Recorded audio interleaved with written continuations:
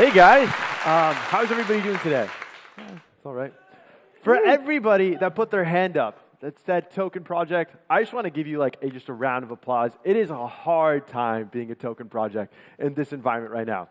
And with that, I'm going to start talking about token design. So Ethereum, if you actually look at the logo, you look at the contours and the tonality of the gray, we actually see it's truly spectacular token design. And for those that missed that previous joke talking about the design of the logo, right now we're living in a time of uncertainty.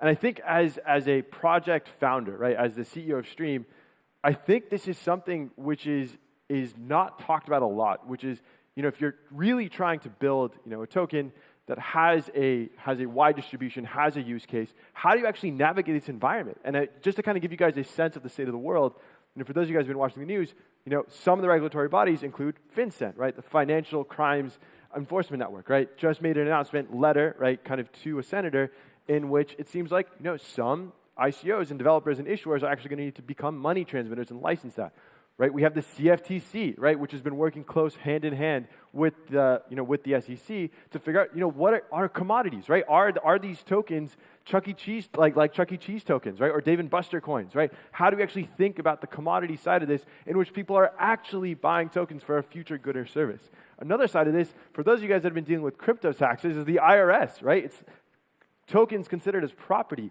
have to pay taxes on the appreciation, the loss. How do you account for that in a world in which there is actual fundamental utility? And so, right, we have the IRS, and of course, the big dog that we have all, it seems like, touched on is the SEC, right? And of course, there's been this kind of, right, as we've seen in the previous talks, right, a conception of utility tokens, especially, coming back, in June, July, August, with the immense amount of fundraising. Right, and then we also are starting to see now, right, a greater degree of security tokens kind of coming out. Tokens that are going through Reg D, Reg A+, Reg S.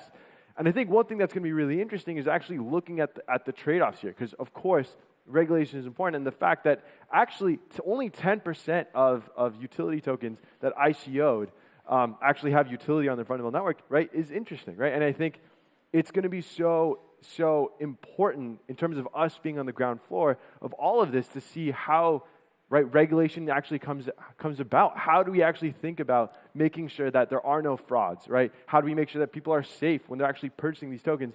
Because tokens are such a new paradigm than has been ever introduced before, right? And of course, there's a lot of potential here.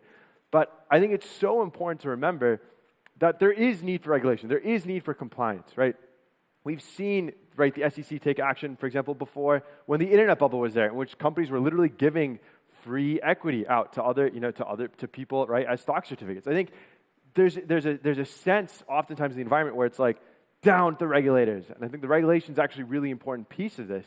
But I think the last thought I would end with is the fact that clarity is really important. And hopefully, as a takeaway, it's to start having dialogue, even just in the speaker room, just having dialogue about what it's going to take for this new paradigm of tokens to actually be introduced into our world.